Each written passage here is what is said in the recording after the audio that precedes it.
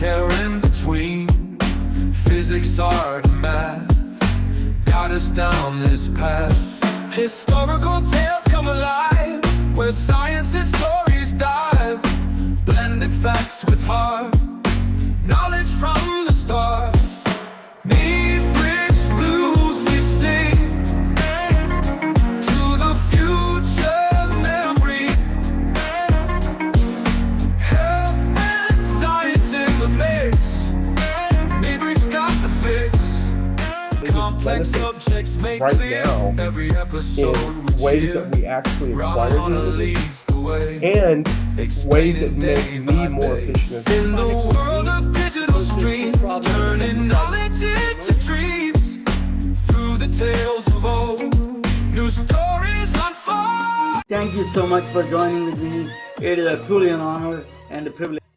MedBits Webcast is a new kind of healthcare media channel to break the silo mentality and foster interdisciplinary thinking. Our mission is to fill that gap and to create a curiosity through different lenses, tapping the passion that guided the historical figures in medicine and bringing present-day groundbreaking research to the front lines. We interview physicians and leaders in the industry about present-day healthcare challenges on our live programming.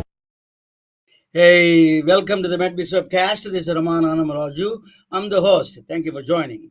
I have a very, do you remember those days that Blockbuster Video?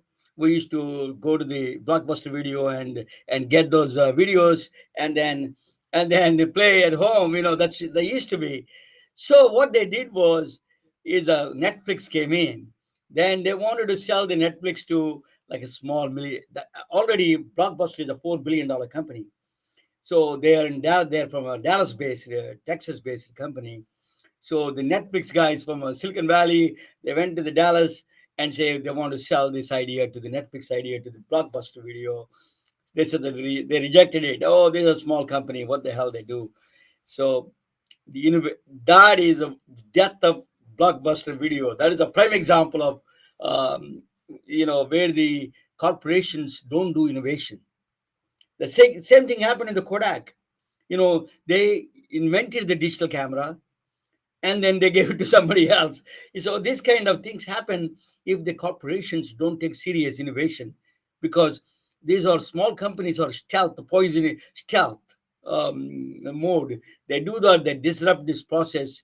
And if you are not ready, corporations fail. The best way to do is combine them together, innovators and the entrepreneurs and the corporations. They work together, usually get the results, and you can advance the problem with the entrepreneurs working themselves. They don't know what is the end goal is. Yeah, they think, oh, I can be Mark Zuckerberg. I can be. This is not going to happen because they don't know the end goal. Corporations have a very defined goals. So that is a big advantage of the corporations opening the innovation centers on their own. For that, I have a very great guest, Diana Joseph. She's joining from Silicon Valley. I met her just briefly one time. It is really interesting how she does. We have a lot of accelerators, incubators in Silicon Valley, but corporations opening the innovators is a very interesting kind of thing that we needed, actually, corporations to survive. So let me introduce you, Dr. Diana Joseph. She's a Ph.D. woman. Let me bring her to the stage. Hello. Hey, welcome, Diana. Welcome to the MedBits Webcast. Thanks for having me. Yeah, give us some background of yours, your personal, professional background a little bit. Sure. Should I be able to see you, by the way? Yeah, you could. Yeah, I'll okay. You'll come back later? Okay, I'm coming. Yeah, okay. You can go ahead and say, yeah. So, I got my start after college. I went to grad school to study learning sciences. So learning sciences is an interdisciplinary field. I saw in your video that you're very much interested in interdisciplinary. I was too. I was in that field. We think about education, cognitive science, computer science, psychology. We try to understand how learning really works for human beings. And given how we think it works, how should we design experiences that are really sticky, where we can actually change our minds, where we can actually take these changes forward into our daily lives.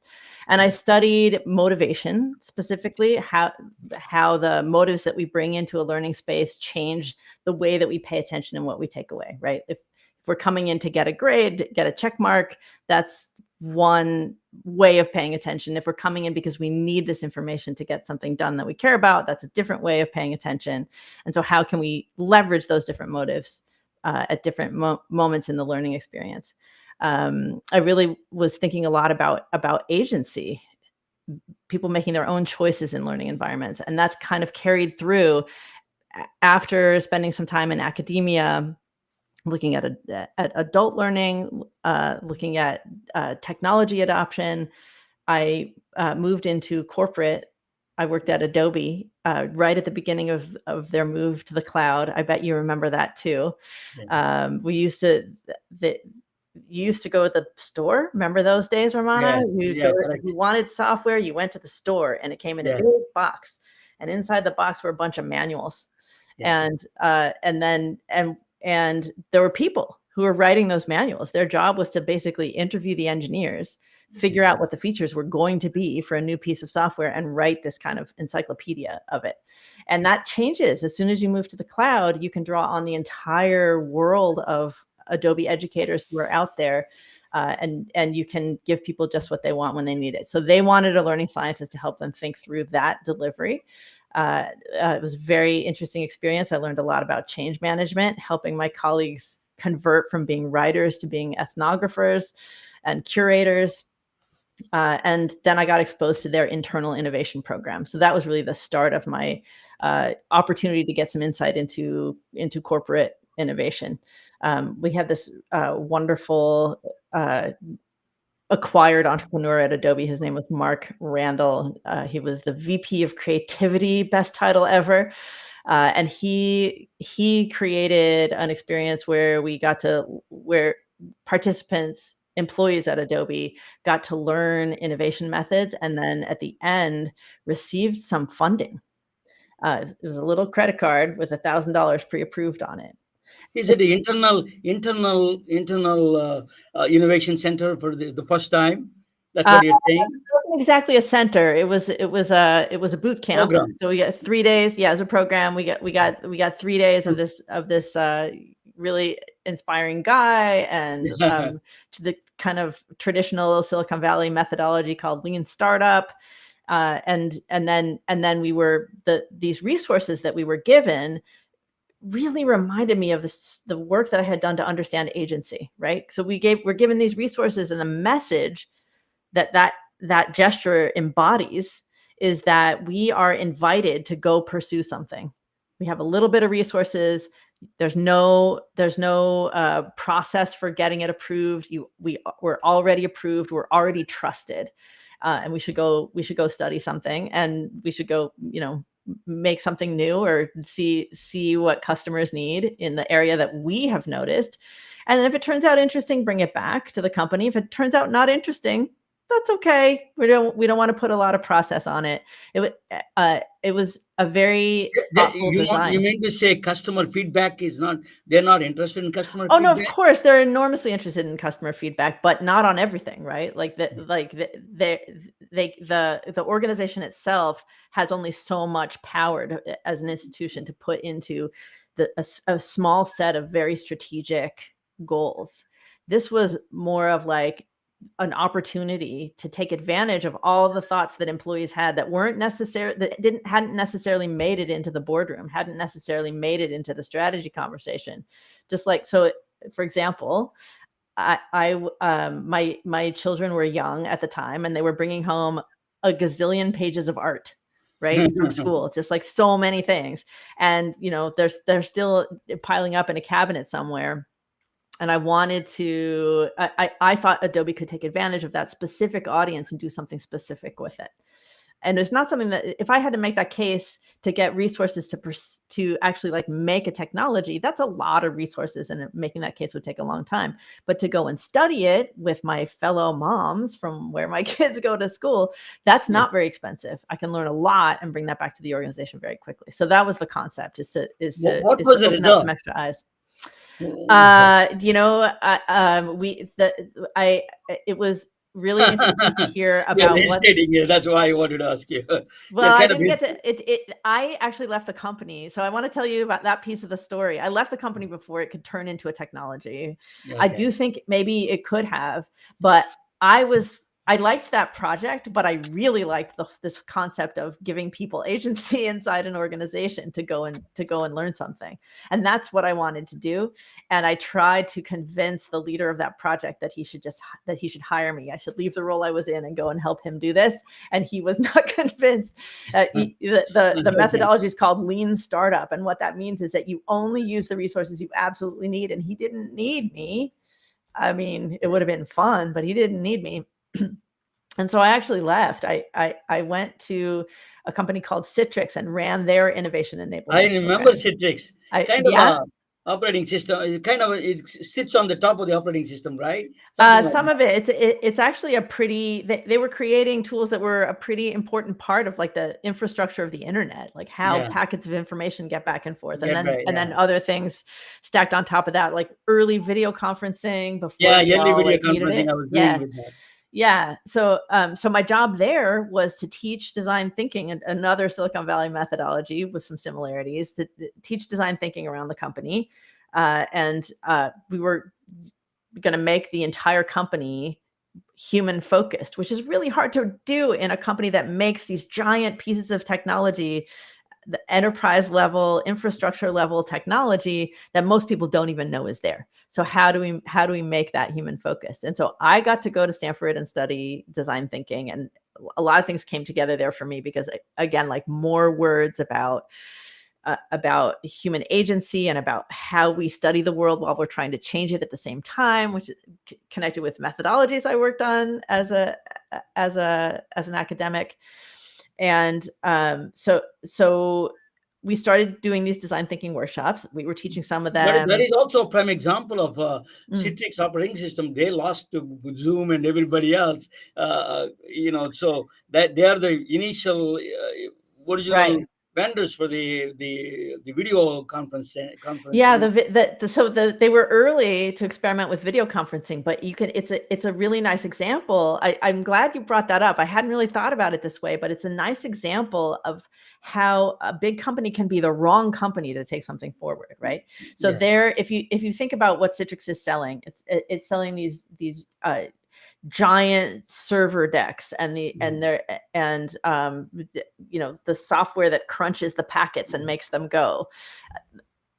And then they're trying to do video conferencing, which is really more, it's not exactly B2C. You can still sell it to a company. So it's still B2B in that sense. It's enterprise in that sense, but it's something that we all touch and feel every day.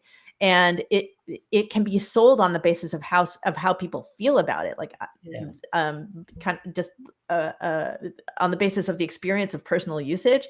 Yeah. And the way that you sell something like that is completely different from the way that you sell these giant pieces of equipment to a very sophisticated IT department that does not want to hear about anybody's feelings. It's not about user experience should be part of it for sure. But the fundamentals are so important when you're, and we had all of the infrastructure at Citrix was designed to create and sell these giant systems. I was using actually Citrix to sell medical devices one time. I was trying to use that, so that's why, yeah. Got it. That's cool. So you were actually, that's fun how it's nice to see how our stories overlap. Yeah. So I don't know that Citrix was the right company to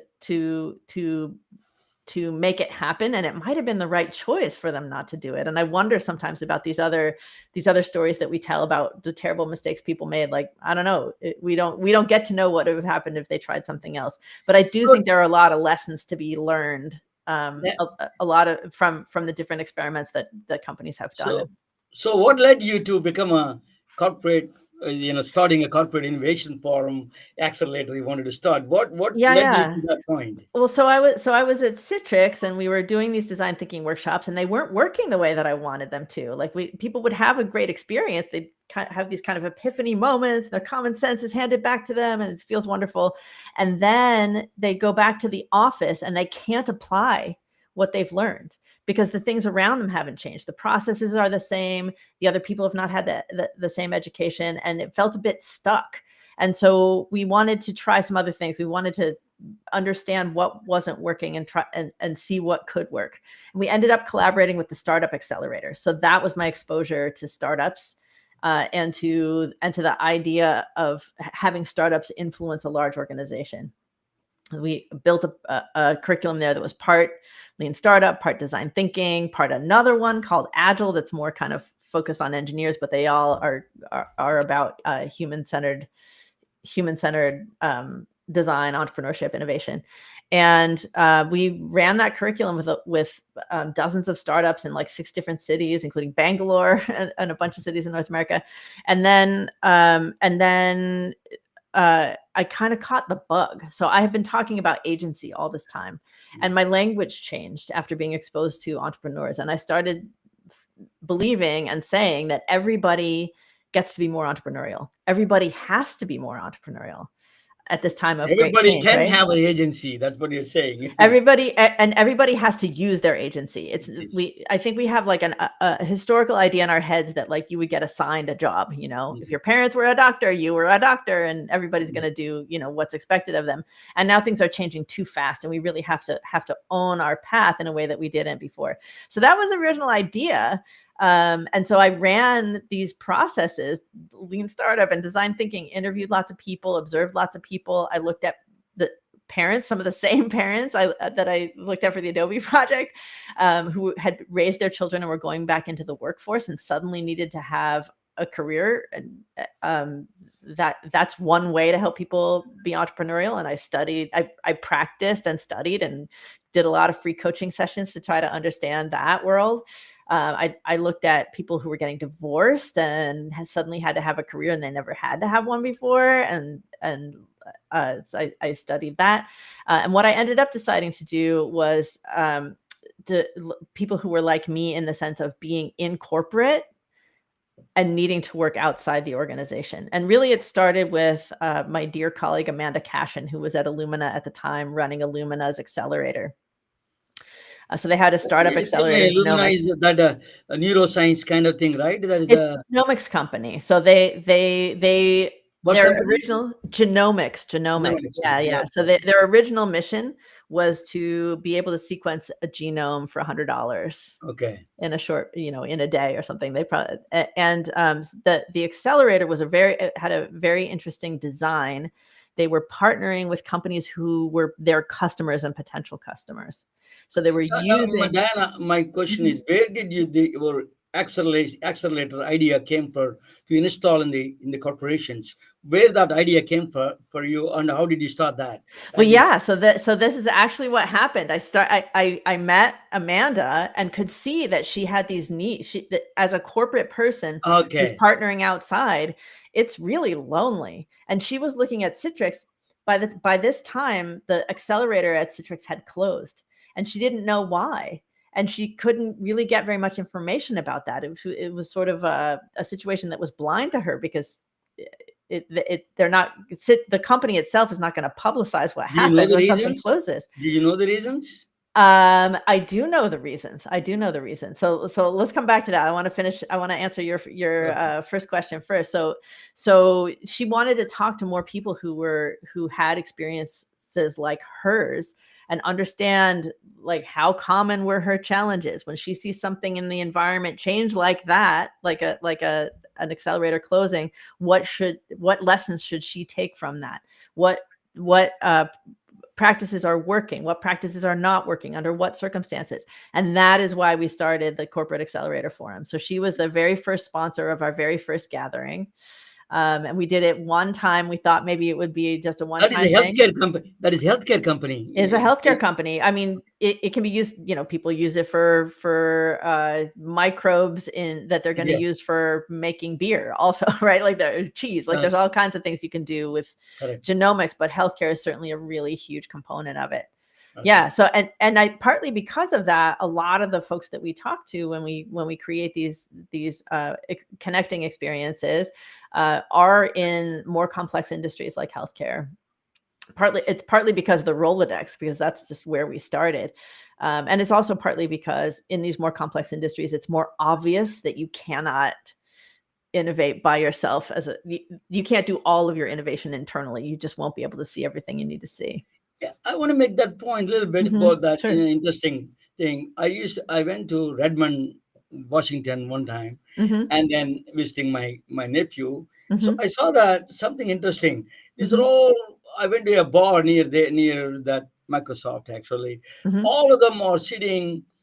They're in the bar. There's a 10, chair. The tables are there. All the bunch of guys with 55, 60-year-old guys sitting on the gray hair guys, no woman there. And Uh-huh. sitting there, how could be innovation can come from there? These are all executives. They don't even understand what goes on in Alabama. I came from Atlanta, Georgia. We have a crime. We have a strip clubs. We have everything is going on there.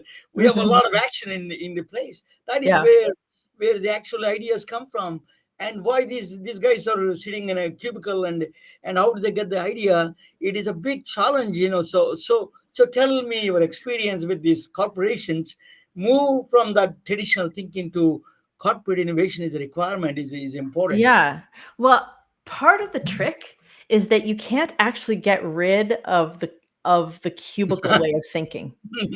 You shouldn't try, right? Like at the end of the day, when I was at Adobe, when I was at Citrix, it was really important that those products get delivered on time to the right places, that they get sold by the people who were selling them. That is where the today's money comes from. Is Yeah. from the core business continuing to function. So, look, somebody who's really, really inclined to work alone in a cubicle and got a lot done, that actually can be okay and can be an important part of what the corporation does. And at the same time, the world is changing so fast. They have to pay attention to what's going on in the outside world in a very present way, not just by reading papers. You have to almost feel it. You have to really be out in the world doing Correct. stuff, and that means participating in an entrepreneurial ecosystem, participating in an innovation ecosystem, and letting organizations with a different set of capacities and a different set of vulnerabilities uh, learn on your behalf. This is for internal employees or outside people? That's is internal employees. First, you're talking about the So innovation center. when I talk about open innovation, what I'm looking at is the organizations, not necessarily the individuals. How the individuals are organized can be different in different circumstances, but the large organizations need a way to partner, need a way to harness the different capabilities of organizations that are that have different constraints, different rules, different Of their own goals. employees in the beginning, at least, right? So when I'm talking about open innovation, I'm talking about the bridge in between. So Bridging. I'm glad we're diving in on this. So there is such a thing as internal innovation, and Yeah. there can be all kinds of, like the project that I did at Adobe. That's internal innovation. So that I So, think is so let us talk about that a little bit. sure. Internal innovation. What are the challenges? What are the constraints? What are the drawbacks of the internal? Just the hiring. That's why I was giving example of the bar, that all the 55-year-old guys sitting down there in one Right. area. So what is that? Yeah. What is the drawback of the internal people only coming up with solutions? What is your experience? Yeah. I mean, again, like there's nothing wrong with I don't think there's anything wrong with internal innovation. It's an important thing to do. It's just insufficient. It's just insufficient for getting the whole picture, right? So internally, I really liked that program that I was in at Adobe. It's called Kickbox. It's open source. It's on the web. People can adopt it. I can help you adopt it if you need help. But giving employees agency, maybe one of those people has something in, we'll say his, because you told me they're all men. One of those guys at the bar has something in his mind that he's just never thought of really trying out at work because he hasn't been invited to do so. He's never been asked. Yeah. There's never been any time carved out for him to actually bring his ideas to the table and try them out. So absolutely we can stimulate, we can create environments that invite more innovation from internal employees. We can, but they're still constrained when they're internal. And this is, I think, the what you're getting at. There are really important reasons why large organizations need to partner outside as part of their innovation work. One reason is that they have to get their day job done. That it's absolutely critical. They cannot, that guy who's maybe an engineer, the guy that you're thinking about in the bar with the gray hair is maybe an engineer who's been there for 20 years. His knowledge is absolutely critical. He has to do his day job. The things fall apart if he doesn't do his day job. So we can maybe like wish he was more innovative. We can maybe give him some separate time, give him a sabbatical or afternoons or something to get some of that innovation out of him. But at the end of the day, he's going to have to spend, the organization relies on him spending some time on that core stuff. Another reason is that the different departments in the organization have some tensions, and they're not, those tensions are okay too, but they're real. So for example, I wanted to do an innovation project at Citrix, an internal innovation project. And I wanted to use this technique that I learned about through design thinking workshops, which is that you put up a website and it's not real. The thing is not real, but you just put up like coming soon. We want to do this project, and there's put your name here to be on the waiting list. And you just see how many of the visitors to that page show interest. You don't take their money. You don't, and I couldn't do it. Create a curiosity there. Yeah, we find out how many people are at least interested enough to give up their email address, so that let us talk one step there. So what are a lot of companies don't have the internal accelerator or incubator for the companies. What is their major compliance? Why they don't start internal innovation centers? A lot of them start, a lot of them don't start. Why don't they start internal ones? Well, yeah. I mean, like of course there are like individual things that individual mindsets and pressures. Of course, that's part of it. I always think whenever I see a behavior that's like, that's a weird behavior, people should not be doing that. Whenever I see that, I look for what are the structural reasons behind it. The cause there, I think often is efficiency. They're so pressed for efficiency. They have cooked down their margins to nothing, and they just don't have it. Even if the CEO were to give up, they probably should sometimes give up a big portion of their salary. It's not enough spread around the whole company to actually give people any room to do things. I'm going to differ with you. If there is a will, there is a way. It is just finding all these reasons that they don't start. In my view, that's one of those. Yeah, I'm not sure about that part. No, I mean, of course, there are mindset things, but I can't tell you the patterns. Like like maybe it's not the right training. I don't know. Yeah. But I wanted to talk about these constraints. So when I was trying to do that project and I was stopped, it was because the legal department insisted that we put the name of the company on it. It was not correct from a legal point of view for us to put that project out there without letting everyone know that it was a Citrix project. Okay. But the brand department was not okay with us putting the brand name on that thing, right? And they're both doing their jobs correctly, but there's a tension. So we cannot do that kind of investigation internally. But a startup that we're working with absolutely can. So there is a lot of bureaucratic hurdles that you see. Yeah, in yeah, our- and there are processes that are just too slow for corporations to take advantage of. And so what they can do is look at the like a large organization has scale, has a huge number of customers, has knows so much about compliance, has all kinds of experts, really, really good things for innovation, but Yeah, it can't move fast. I Whereas a agree with startup you. has nothing and can't Yeah. move to that scale by itself. They need a big partner to do things, but they can move really fast. And so Now putting you have those the things together is really powerful. Can be really powerful. now you have the company willing to start a innovation center in the throw people like you. Then bringing internal employees one area, then bringing, I like this your word you use it in innovation scouts, you call that, is a very I love that word. So how do you do that, innovation scouts? So you need to bring outside ideas to the table. That's what is your goal, not just the internal problems in internal solutions, but there's sometimes maybe a innovative idea maybe lying outside of the company to Yeah. advance the goals of the corporation. Tell us a little bit of innovation scouts idea. Sure. I mean, many companies employ people whose entire day job is to go and look at what technologies might be interesting, and they can look at different levels of distance from the company's core. So they can look at things that would make a small change that would make what we're already doing better, and they can look at things that would make a bigger change, taking a technology that the company already has and giving it to a new audience. What are partners who could help us in that space, or taking an audience that we already have and bringing them something new that's related? What are the partners that we could look at in that way? And then they can also look really far out. If the world changes in ways that we imagine, who would we want to be partnering with? And they have all kinds of tools that they can use to do that, different databases, and they can also open the door and see. They can put up something on the website that allows folks who think their technology or business model might be relevant to kind of ring the doorbell and contact somebody.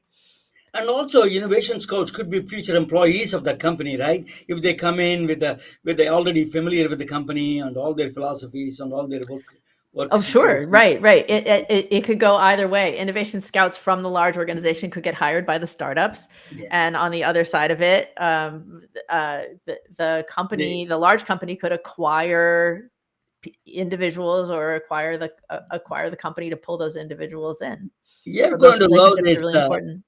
You're going to love this idea of Okay. innovation situation. I'm going to present to you. Really, that's happened in this company. I tell you, as I'm going to present to you, I'm going to bring you on the side, both of us. You can Okay. comment anything. But after that, I come back and ask you your how do they reach you and all those things that. Great.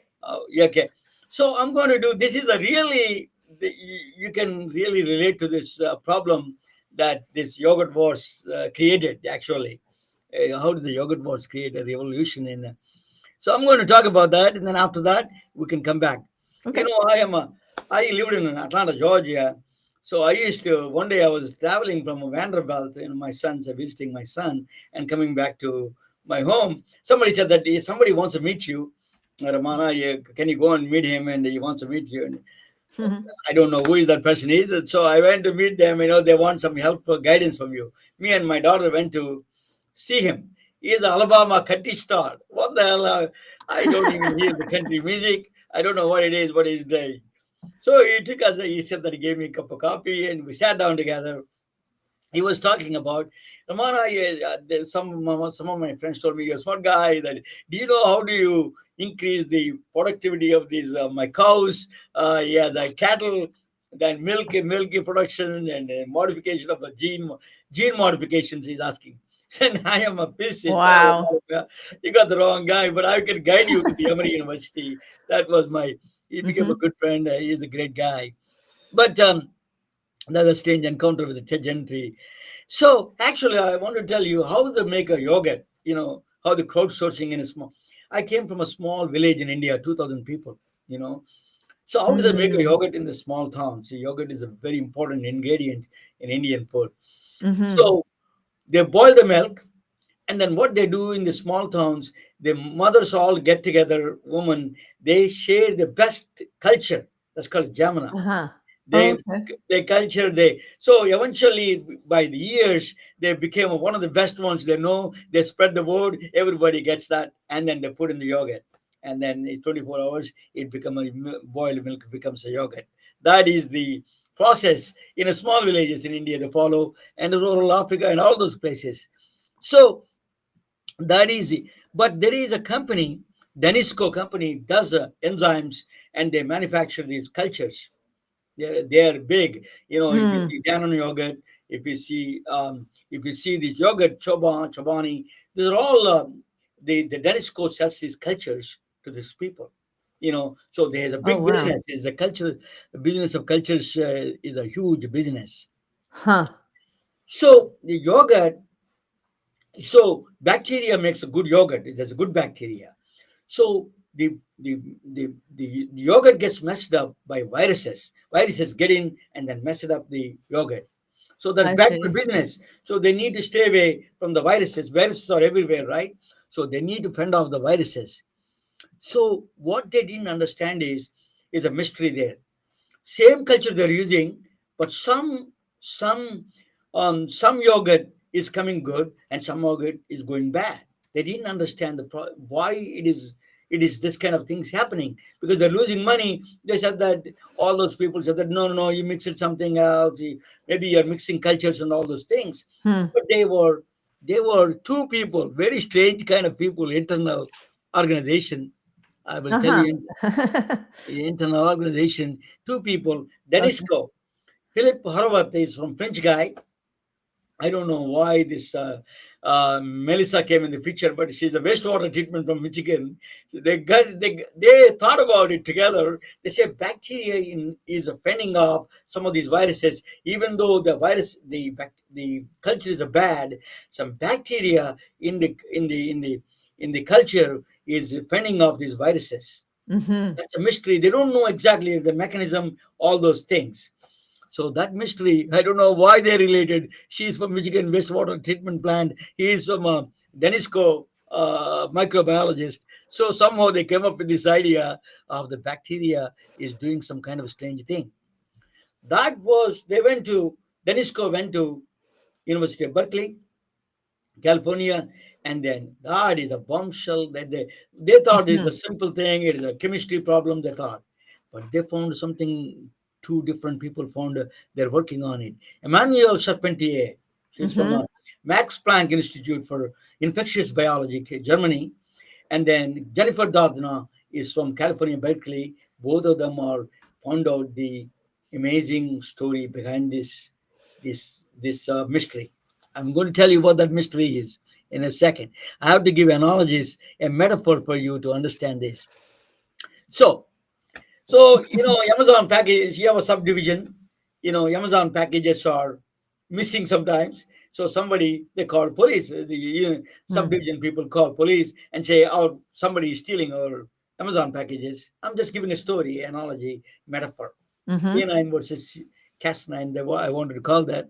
But what they do, so they see a random guy. What they do, police, they will take his driver's license and then put his name and date of birth and everything, and they put in the database, right? That's what they do. First time, hey, and they give a trespass warning. You don't have any relatives here. You don't live here. What the hell are you here? So they give him a trespass warning, and then they send him go. But the guy shows up a second time, same place. Then police know that they check in the database. His name is there already. That's it. They send a canine unit and then get him arrested, and he goes to jail. That's what it is. He's the one. So similar analogy. It is called CRISPR. CRISPR is a clustered, regularly interspaced, short palindromic repeat. I want to tell you, I'm not a biologist, I'm a physicist, but I'm explaining to the physicist a little bit. So, excuse me if I'm say something not perfectly right. But you can do CRISPR, can be animals, plants, humans. So I'm going to explain you similar analogy in the CRISPR. So bacteria cell, that is a human cell or bacterial cell, suspicious phage is a virus, kind of a virus thing, enters the cell first to destroy the cell. But the cell doesn't know whether it is a good one or bad one. So it doesn't know it is really can damage the cell or not. So what it does, it takes a Cas1, Cas2, some other, this is a molecule, a molecule goes there, it strips off some of the strands from that virus and puts in the, just to keep in the database. I want to check on you. I don't know what you're going to do, but I'm going to put you on the database, and it puts the genetic database of the bacteria. Just puts in a very smart way. It understood the security, DNA security. It puts in the different spaces, all these steps.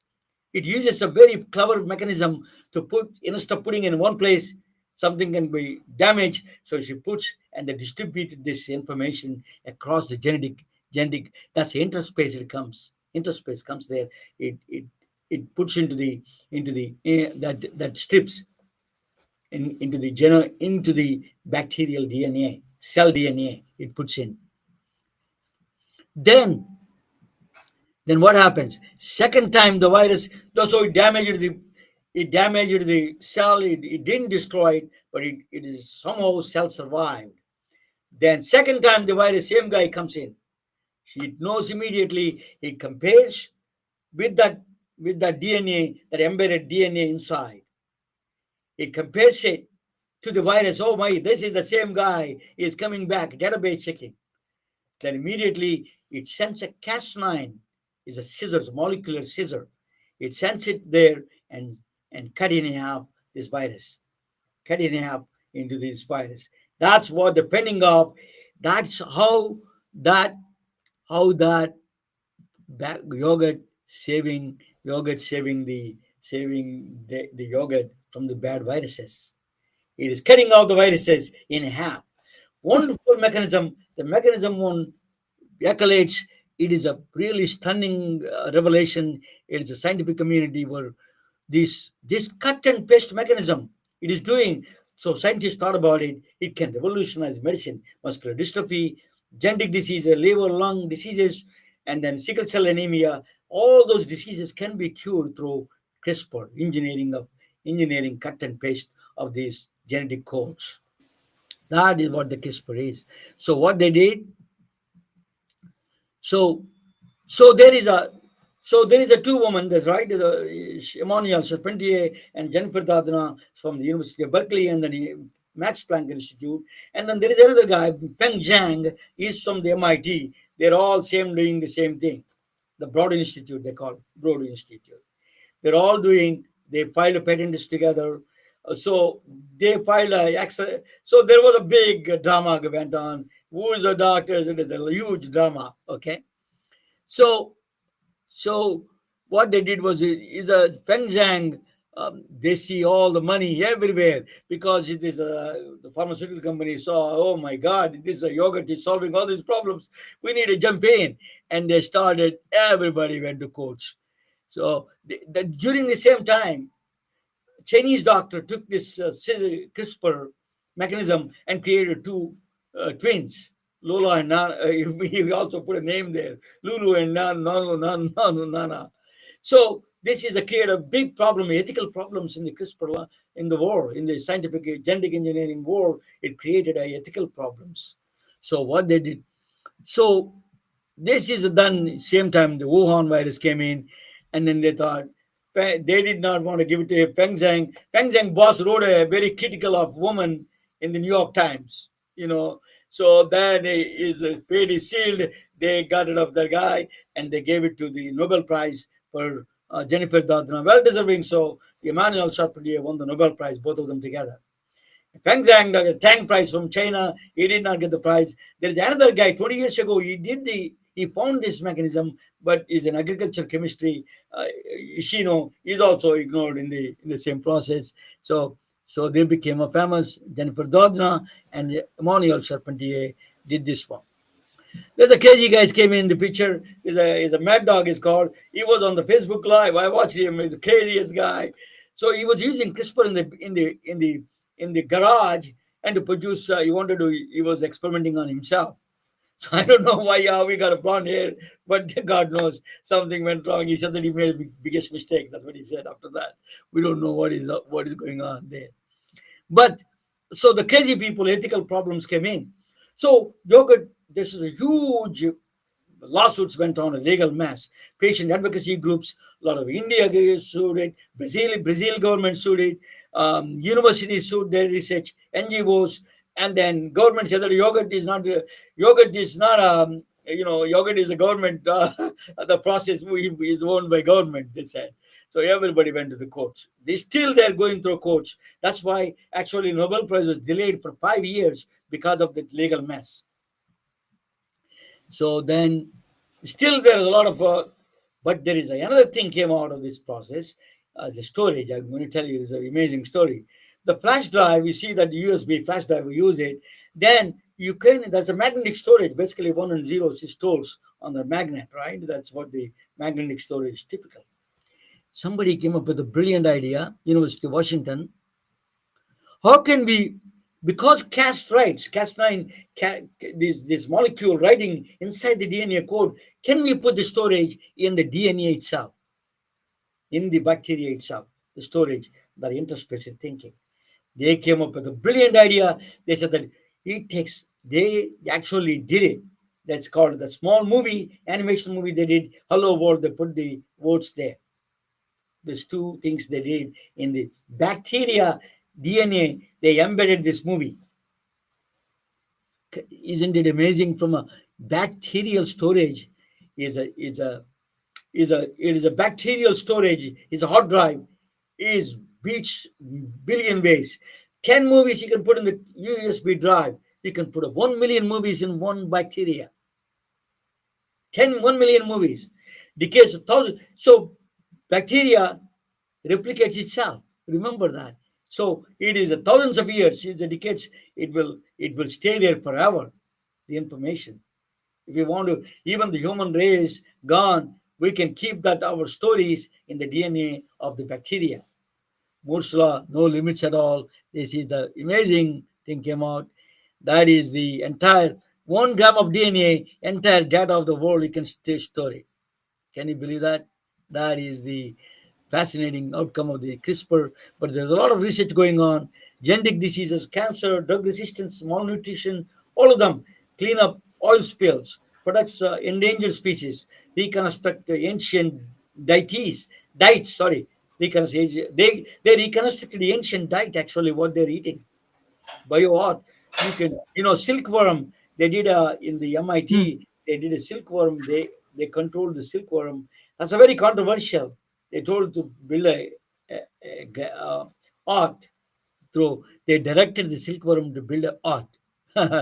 We're controlling even this.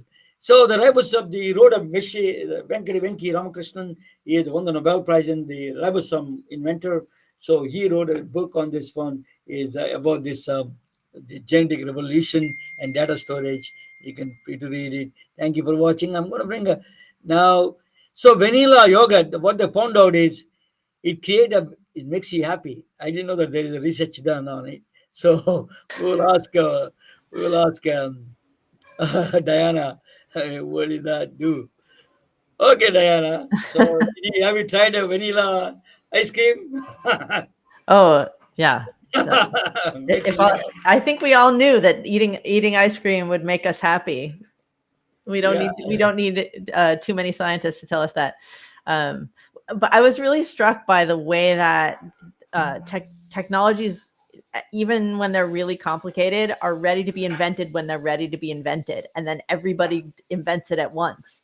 Maybe somebody gets credit, but everybody invents it at once. We have that story also from the invention of the telephone. Yeah. The story is that Alexander Graham Bell was racing to the patent office because someone else was inventing it too, and that should make large organizations a little nervous, right? Because whatever you're thinking of internally, there's 10 startups that have already thought of that externally. And if you're not partnering with them or paying attention to them in some way, you're going to miss all of that extra vision. Absolutely. That's a great point. So how do you, but sometimes the challenge is the young entrepreneurs think very different way than so if there is a lesson from CRISPR. You see that it transformed from a biology to technology so smooth, seamless in a way. So that is where a lot of ideas, a lot of things can merge together. Entrepreneurs can provide that. So what do you think of that? Corporations, for example, I'm not too far from Johnson & Johnson here, Innovation Center, but they don't allow outsiders. Sometimes they're some of the rigid because they want to keep secrets or something. But I don't know what is the challenges that why they don't want outsiders to come in partnership with them, and they need a people like you to help them, or why they don't, what is stopping them? I so some stuff they do have to keep secret, right? I'm going to keep on we're going to keep on pushing on each other in this way, right? Some stuff they do have to keep secret because this is capitalism and this is how it works. Whoever has the patent gets to defend it, and leaking information can cause all kinds of havoc in the business. So they because they're used to that idea, they become very, very hesitant to share. They think of those walls as needing to protect everything. They just overextend the protection principle, when in fact, if they do that, if they're not willing to have any conversations with anybody, they completely miss the opportunity to see what else is happening, to see how the world is Excellent point. changing, Overextending. what's the next thing to be invented if they're not willing to be a part of that conversation. You made an excellent point. Overextending protectionism. That's what you did. Excellent point. So, how do you convince them? Hey, you don't need. What are the blocks that you have? How do you convince yourself? Go to the corporation. Say, I'm going to protect you, but still, you need to open up. How do you do that? And how do you convince those kind of people? I mean, the good news is we're a tiny little boutique organization. We don't take that many clients. And, I do feel we've been a little bit ahead. So there are lots of good examples. And that's where, as you know, Ramana, but we haven't really talked about yet, I've written a book about this. It's called Open Innovation Works. It's coming out this fall. And there are lots of great examples, different kinds of engines that large organizations can use to figure out what is the right level of sharing, what is the right way to combine the capacities of one organization with another. So startup accelerators, incubators, innovation centers, to your point a little bit, corporate venture capital, pilot projects, streams of projects that partners can do together to prove out whether there's something worthy to be found. That partnering with universities, partnering with consortia. And I think before all of that, lining up the intentions of internal people to make sure everybody's on the same page about what we're trying to accomplish. But the scary stories do a lot of work, right? You told the Borders story. You told the Blockbuster story. We have a story about Borders that we like to sell. I don't know if you remember Borders Books. Yeah. Which is actually a very innovative company that solved all kinds of problems. But when they went to solve for change in the world, the rise of e-commerce, they partnered the wrong way. Did I put your website right? CAF.com or No. Tell me that. I will put it there. It's a long one. It's corporateacceleratorforum.com. Can I type it for you? I don't know if I give it to you in the chat, will that help? Corporateacceleratorforum.com. You can see our offerings there. We actually have some new AI adoption offerings. And then I'll also put in the website for the book, which is openinnovation.works. .com. Is it .com? So corporateacceleratorforum.com, and a separate website for the book is openinnovation.works. Okay. Corporateacceleratorforum.org, right? .com. .com. We are not a nonprofit. Okay, that's all I wanted. Definitely a for-profit company. So I did can you see that? There we go. Corporateacceleratorforum.com. Perfect. Yep. Well done. So yeah. So what do you do? The clients come to you and then ask you what they usually ask you, what the corporations ask you in general. I mean, they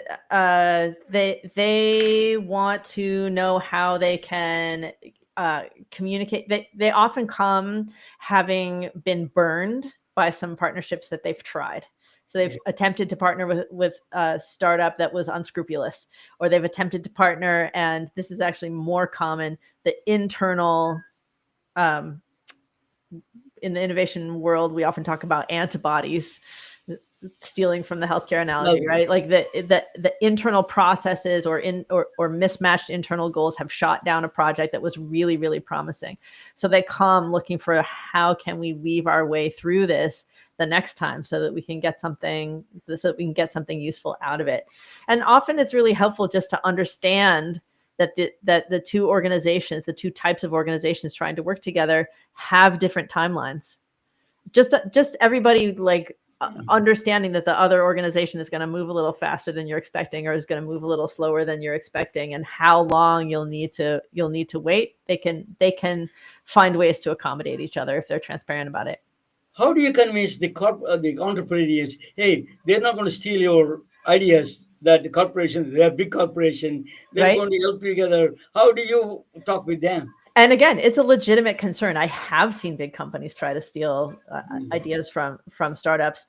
And I've also seen in the conversation, corporations get inspired. So they're not really trying to steal, but they realize something new in the conversation with startups. And so there is risk. There is risk for founders.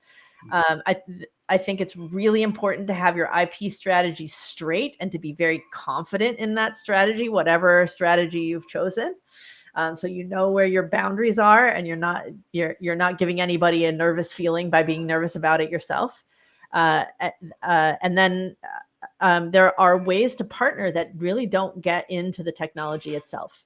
So for example, I was talking about Illumina Accelerator earlier. Their strategy, they were not partnering with technologies with companies that had technologies that they wanted to eventually bring in and sell. A lot of accelerators do. A lot of CVCs, corporate venture capital arms, do that. They accelerate companies they want to acquire. In their case, they were accelerating their customers. So they're helping their customers do better, and there's no conflict of interest. Everybody's on the same page. So finding a way that there isn't conflict, you don't want to own each other's patents. That's not the business that you would try to be in. That's one way to keep it really, really clean. Diana, thank you. It is a very educational. They're talking with you. It is informative. And actually, the corporations and the entrepreneurs need to have that dialogue. You are the best person to mediate that kind of a dialogue. Thank you so much for joining with us. It's truly educational. My pleasure. Thanks for having me. Yeah. Bye, guys. Good night. We are retelling their stories through our patented designs that can be worn on scrubs, t-shirts, printed on conference bags, and endless other promotional materials.